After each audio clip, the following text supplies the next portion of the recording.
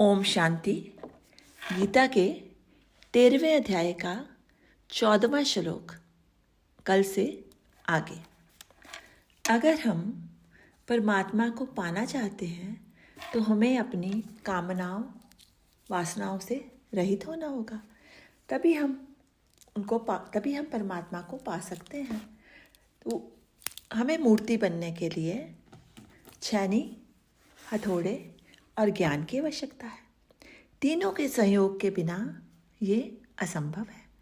हमारी आत्मा ही हमारी गुरु है। बाहर कहीं भी जो गुरु की खोज करने भागते रहते हैं, वहाँ शांति नहीं मिलती। गुरु धारण करने वाले निंदा नहीं छोड़ते, झूठ, छल, कपट नहीं छोड़ते, तो फिर क्या फ़ायदा। असली गुरु हमारे भीतर बैठा है, लेकिन हम उसकी शरण में जाना ही नहीं चाहते, या हमें इसका ज्ञान ही नहीं है। हम तो उसकी तरफ पीठ करके दुनिया में गुरु की तलाश करने निकल पड़ते हैं। जब हमें किसी तरह शांति नहीं मिलती है तो कोई ज्ञानी पुरुष हमें बताता है कि गुरु तो तेरे भीतर है।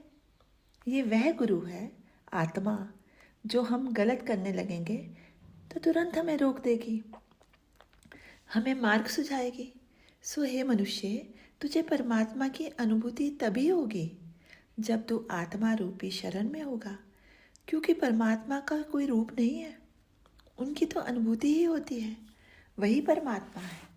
भगवान श्री कृष्ण कहते हैं, मुझे वही जानता है जो मुझे तत्व से जानता है। तू पहले क्षेत्र को यानी कि संसार को जाने बिना तो उसमें छिपे परमात्मा तत्व को नहीं जान सकता। क्षेत्रज्ञ वह परमात्मा है जिसने इस क्षेत्र को बनाया है। हमारी काया छोटा क्षेत्र है, उसका क्षेत्रज्ञ हमारी आत्मा है। हमें अपने क्षेत्रज्ञ को जानना होगा, इंद्रियों को जानना होगा। जब हमें उस क्षेत्र की पहचान हो जाएगी तो उस क्षेत्र के उन्हें पास ले जाना होगा, उस क्षेत्रज्ञ को उनके पास लेके जाना होगा, यानी अपनी आत्मा के पास। संसार का हम निषेध नहीं कर सकते, काया का हम निषेध नहीं कर सकते। उसे निषेध करके उसमें बसे परमात्मा को नहीं पा सकते। जैसे कीचड़ में से कमल उत्पन्न होता है ना, अगर हम कमल को पाना चाहते हैं तो हम कीचड़ का निषेध तो कर ही नहीं सकते ना। उसी तरह हमें संसार में रहकर उस परमात्मा की खोज करनी है जो उसमें बसा है। हमारी काया के भीतर वही बसा है। फर्क सिर्फ इतना है कि वो छोटे रूप में बसा है, लेकिन वह हमारे भीतर जब हम यात्रा करके अपनी मंजिल तक पहुंच जाते हैं तो तब कहते हैं हमारी यात्रा समाप्त हो गई। इसी तरह जब हम परमात्मा को पा लेते हैं तो हमारी यात्रा रूपी तीर्थ स्थानों पर जाना, धूप जलाना, संध्या वंदन करना सब समाप्त हो जाता है। फिर तो नित्य ही स्तुति चलती है, सदा ही अजय। पाप और पुण्य दोनों ही तो बाधक है। पाप को अगर हम छोड़ देते हैं तो पुण्य की रस्सी हमें परमात्मा से मिलने नहीं देगी। सो पुण्य भी नहीं चाहिए, पाप भी नहीं चाहिए। जो सहज भाव से कर्म हो जाता है वही कर्म है। जैसे भूखे को खाना खिलाना, इसकी पहले से कोई प्लानिंग नहीं, सहज भाव से कोई भूखा सामने आ जाए तो उसे खाना खिला दिया। कर्म कभी भी बोझ नहीं होता, कर्म को कभी बोझ समझना भी नहीं चाहिए। कर्म पर कामनाएं ला देने से वह बोझ बन जाता है। कामना शून्य व्यक्ति ही सन्यासी है। पतझड़ का वृक्ष वैराग का प्रतीक है, जिसकी सारी हरियाली रूपी संपत्ति झड़ जाती है। परमात्मा की कोई कामना नहीं, इसलिए वह संसार में लिप्त नहीं होता। उसे संसार के किसी कर्म का फल नहीं लगता, क्योंकि वह कर्ता है ही नहीं, वह कर्ता बनता ही नहीं। मनुष्य को भी कर्ता नहीं बनना चाहिए। कामनाओं वासनाओं से हमारा मन बुद्धि जकड़े पड़े हैं। वह कैसे उड़कर परमात्मा की गोद में जा सकते हैं।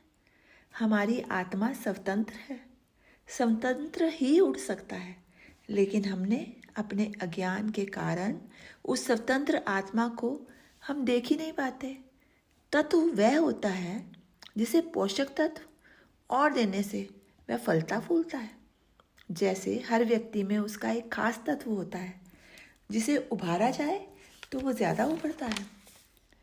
जिंदगी भर हम बोझा ढोते रहते हैं, जिंदगी भर हम बोझा ढोते रहते हैं।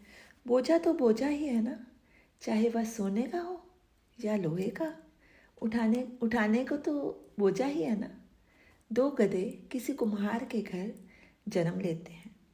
बड़े होने पर कुम्हार उन्हें बेच देता है। एक मिट्टी ढोने वाला ले जाता है और एक शक्कर ढोने वाला ले जाता है। एक दिन दोनों गधे आपस में मिल जाते हैं। एक पूछता है, तू क्या ढोता है? उसने कहा, मिट्टी। दूसरे ने कहा, मैं शक्कर ढोता हूँ। तो वह पूछता है, कभी तूने शक्कर चख कर देखी है? तो वो कहता है, कहाँ भाई, इतने सालों से ढोता हूँ, कभी मुंह भी ऊपर करा तो डंडा पड़ जाता है। तो पहला बोला, क्या फ़र्क पड़ता है, मिट्टी हो या शक्कर, है तो बोझा ही ना। ये अलग बात है, सोना ढोने वाले का संसार सम्मान करता है, वाह वाह होती है, पर है तो बोझा ही। बुद्धि और मन को बड़ा संभालना पड़ता है। बुद्धि रूपी सुई में मन रूपी धागा डालकर काया रूपी कपड़ा सीना पड़ता है। सुई में अगर जंग लग जाए तो जंग उतारना पड़ता है, तो सुई पर से जंग उतारना पड़ता है। धागा तभी डलेगा जब उसका छेद ठीक होगा, जंग ना लगा हुआ होगा और धागे में गांठ भी नहीं होगी। सो ध्यान रखना पड़ता है, गांठ भी ना पड़े। यही गुरु और शिष्य का संबंध। गुरु रूपी सुई में चेला धागा बन जाता है, तभी सिलाई होती है। ये गुरु हमारी आत्मा है और हमें चेला बनने की ज़रूरत है। ओम शांति। शेष कल।